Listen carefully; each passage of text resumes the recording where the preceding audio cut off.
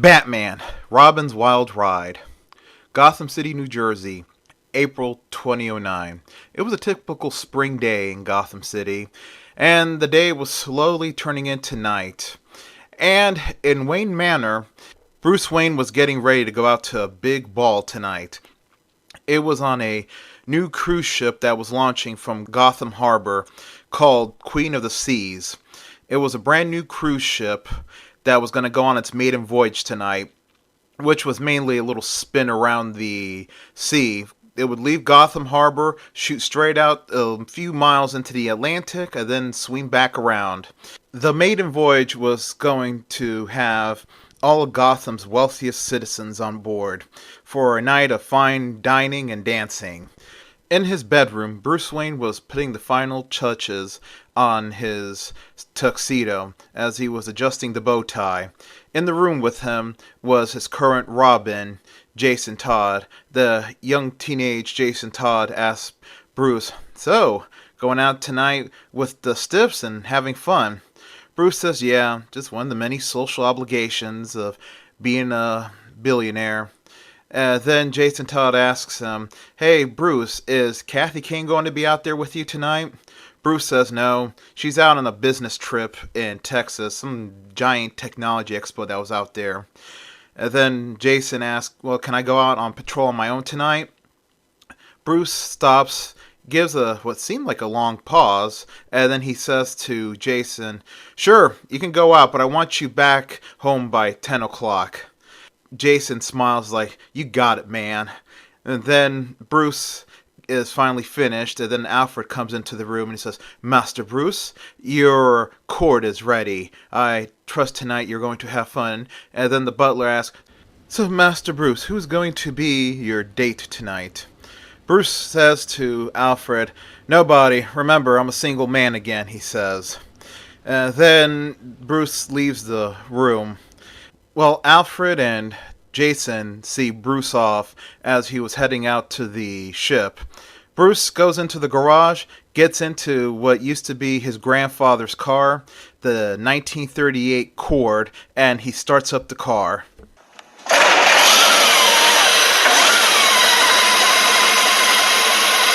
The car leaves the garage and eventually drives away from the manor. Bruce arrives to the new cruise ship and he meets and greets everybody as he walks up the gangplank. Before the ship took off for its maiden voyage, everyone was given the grand tour of the giant boat. And finally, after the tour was over, everyone was shown the grand ballroom and the ship finally takes off.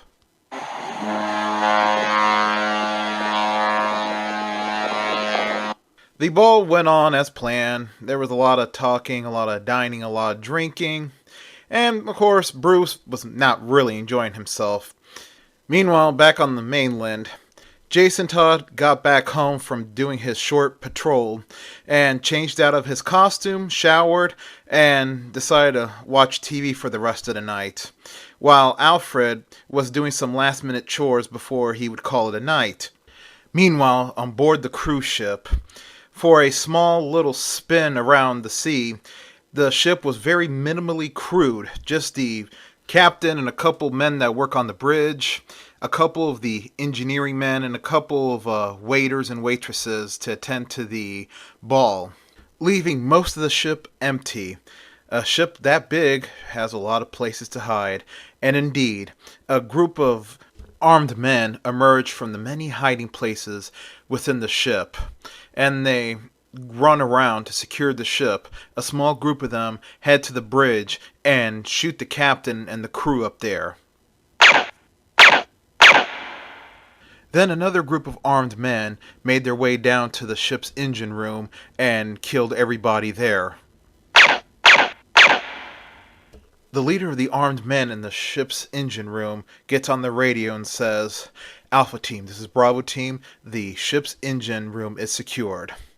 Then the leader of the group of armed men that was on board the bridge says, "Okay, read you loud and clear." And he goes on the radio and says, "Claw, ship's engine room, ship's bridge secured, ballroom ready for the taking." A female's voice crackles over the radio and says, "Roger." Then another group of armed men make their way into the ballroom. In the process, they kill the waiters and waitresses and the kitchen staff.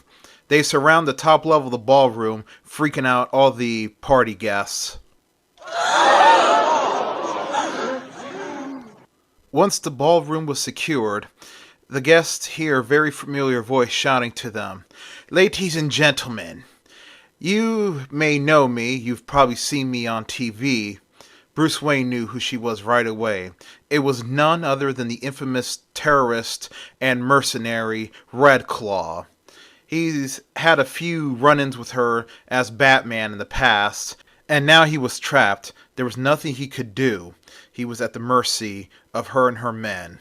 Then Red Claw keeps on talking and says, "If any of you do something stupid, my men will not hesitate to kill you."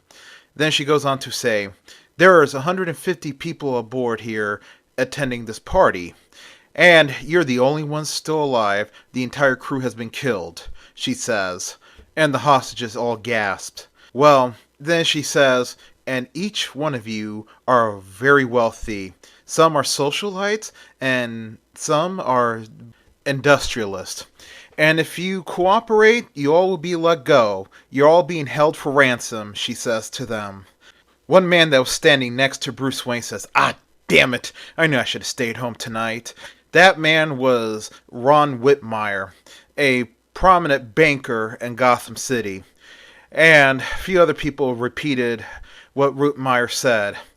Well, as they all were forced to sit down on the ground, Bruce Wayne knew there was only one hope and one hope only, Robin. Then Red Claw gets on the radio and says, "Alpha Team, the ballroom is secured. Send out our ransom demands." A voice on the radio says, "Yes, Claw." Meanwhile, back at Wayne Manor, Jason Todd was sitting watching TV. It was almost 11 o'clock. As he was watching the TV, suddenly the show he was watching was interrupted for breaking news. Then he saw the news that was saying that the Queen of the Seas cruise ship that Bruce was on was taken hostage by infamous mercenary and terrorist leader Red Claw. Jason quickly gets up and he says, "Oh, snap!" And then he quickly runs through the mansion to look for Alfred. Alfred was watching TV in the kitchen, and he had exited the kitchen to look for Jason. The two met up in the hallway, and Jason said, "Alfred, I just saw the news." The butler says back, "Yes, I saw the news too. Hurry, Master Jason, we must get down to the Batcave." The two men went into the Batcave, and Alfred sits in front of the Bat computer, and he looks at the news websites and what they were saying, and he used the satellite image to see where the ship was at. And he says, "Right over there, Jason, there it is, 15 miles off the coast, and it seems to be going around in circles," he says. Then he says to Jason, "I don't know how we're going to get to the ship. Even with the Bat boat's special stealth capabilities, there's still the danger of it being spotted." And Jason says to Alfred, "Forget the Batboat, Alfred. We need something quicker." And then he says to the butler, "I'm taking the Batjet." Alfred's like, "Oh no, Master Jason, you only flew on it once. You still need some more training on it." Jason says, "Nonsense, Alfred. I can fly it. It's easy." Then Alfred says, "Master Jason, let the Bat computer do the piloting." Jason says, "No, I know what to do. Fly high above radar. Then when I'm over the ship, I'm gonna jump out and land, and then you let the computer fly it back." After giving his plan, then Jason Todd begins to suit up in his Robin suit. After he was done, he runs out to the old barn behind Wayne Manor. The barn was used as the hiding place for the Batjet. He goes inside, the barn roof opens up, and the Batjet takes off VTOL.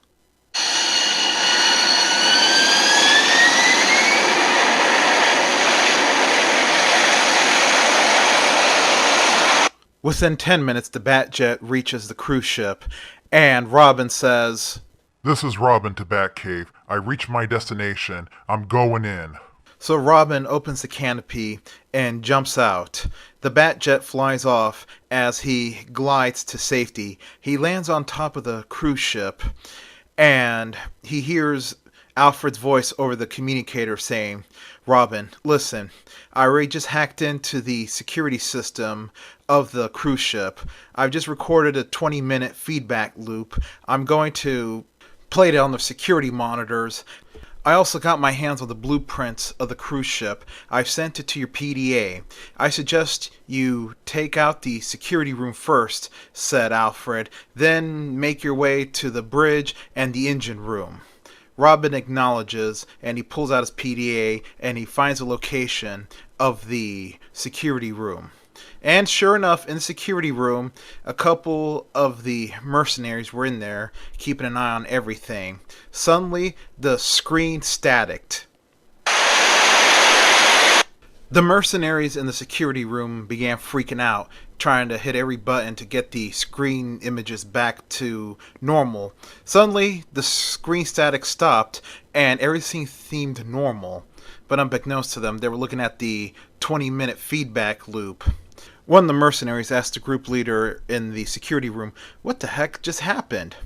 The leader said, "It's probably just a glitch. Remember, this ship is brand new, so these maiden voyages, there's always going to be a glitch or two. Hopefully this is the last glitch," he said. Unbeknownst to them, Robin was on his way to the security room, but not through the front. He was going through the ventilation system, and he was above them. And then Robin quickly jumps down through the vent and lands and takes out the leader of the group in there, and quickly takes out the rest of the mercenaries in the security room.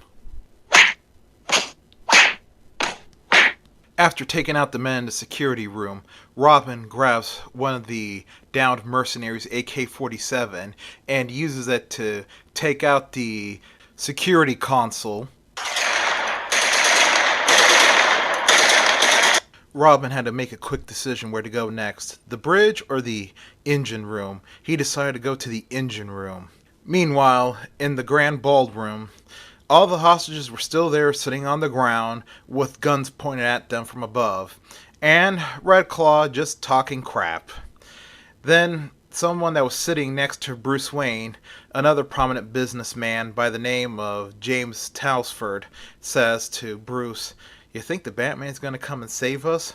Bruce says, "I doubt it. He doesn't exist. He's an urban legend made up by the police."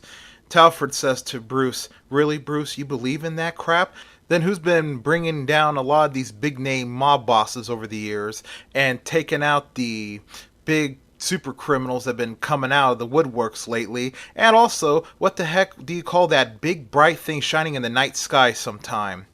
Bruce says, "Listen, I believe, Talsford, it's just an urban legend made up by the police, and that bright, shiny bat signal is just another method just to scare criminals into not committing crime." Then Talsford's wife, who was sitting next to her husband, says, "Really, Bruce, you do not believe in the Batman?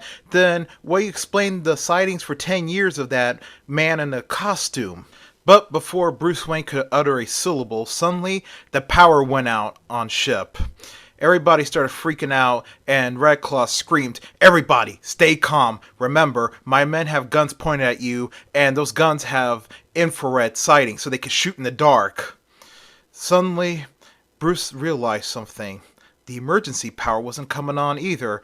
He knew in his mind who it was, and he said in his mind, "Oh, thank God he came." Then Talsford says to Bruce, "See, look, Bruce, the power went out and the emergency power is not coming on. That means one thing. This supposed urban legend is here right now to save our butts. Thank you, God," said Talsford out loud. Meanwhile, on the bridge, the men were freaked out by the power outage and the fact that the emergency power was not kicking in. They were all ex-military. They were well trained. They knew what was going on. Then Alpha Leader says, "Okay, all of you, go down to the engine room and see what's going on. I cannot get Bravo Team on the horn." The rest of the group leave the bridge, and Alpha Leader gets on the radio and he says, "Claw, come in. I sent my men down to the engine room to see what's going on. There is no response from Bravo Team." Then Red Claw's voice crackles over the radio, and she says, "What about the radio?" Alpha Leader says, "Don't worry, Red Claw. Everything here, the radio and certain navigation systems are on battery backup. It'll last a week." She says, "Excellent. Report to me anything that your team finds." Alpha Leader says, "Roger, Red Claw." Meanwhile, in the engine room, the rest of Alpha Team arrived. It was dark. It was quiet. The engine was not running. The power generators were not running. They quickly fan out wearing their night vision goggles to see what's going on. One of the mercenaries makes it to a control panel for the power, and he saw that the panels were all smashed. There was no way to get the power back on main or emergency. Even the controls for the auxiliary power generator were smashed. The man who made the discovery gets on the radio and he says, "Alpha Leader, come in. We're in the engine room and all the controls have been smashed and Bravo Team has been taken out. They're on the ground unconscious." Alpha Leader back on the bridge says, "Okay, head back upstairs quickly." Suddenly, he hears over the radio a struggle as machine guns were going off and a couple of his men were yelling. No, no! Alpha Leader knew that his team has been had. Later in the grand ballroom, Red Claw was trying to raise Alpha Leader on her radio, but there was no luck. And she says to one of her men, "I think the Batman is here. Secure the hostages. He's coming."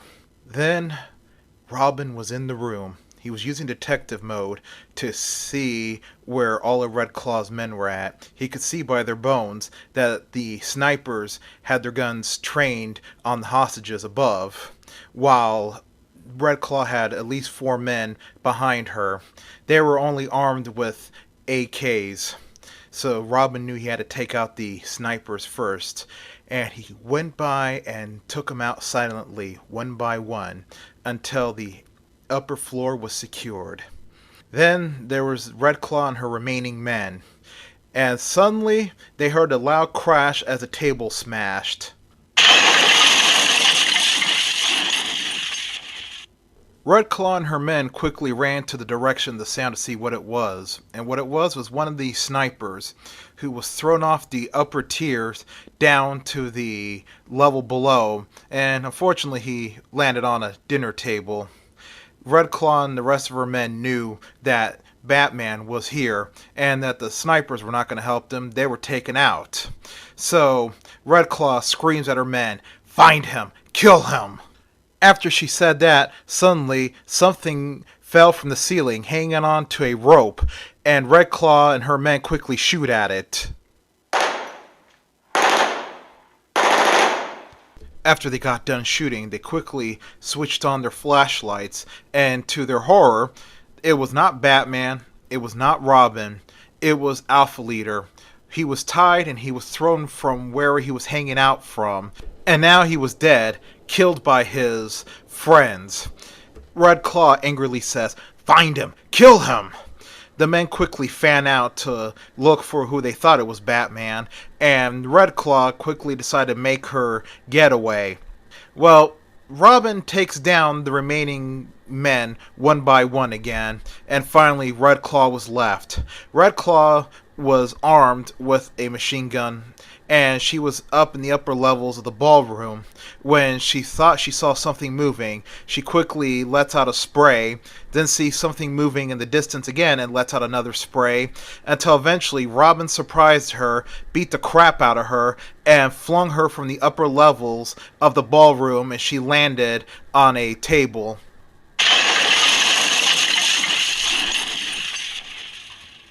Red Claw was defeated.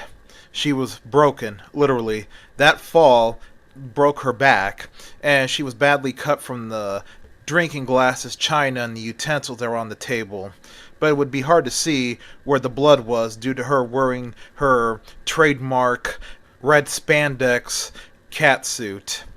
Well, Robin left. Bruce Wayne, of course, looked for Robin, but he couldn't see him. It was pretty dark in the grand ballroom. And within a few minutes, the lights were back on the grand ballroom and the rest of the ship. Robin quickly ran down to the engine room and connected some wires to restart the generator. During the process, Alfred chimed in to warn Robin that the U.S. Navy was sending a destroyer out to rescue the ship and there was going to be a contingent of Marines on board. Robin quickly goes up to the roof of the cruise ship and he waits for the Batjet to come. The Batjet comes quickly, goes in VTOL mode. He grabs his grapple gun, grapples up to the Batjet, and takes off. A few minutes later, the destroyer arrives, and the Marines come on board and secure the entire cruise ship. All of Redclaw and her men were arrested, and all the 150 hostages were accounted for and safe. Bruce Wayne was relieved along with many of the other hostages. He knew in his mind as soon as he got back to the mainland he had to do something special for Jason, since Jason did pretty well on his first mission on his own. But he also knew that it was going to be a while before he got back to the mainland. While that was going on, Bruce figured it would be late morning until he got back to the mainland. Like and subscribe, the end.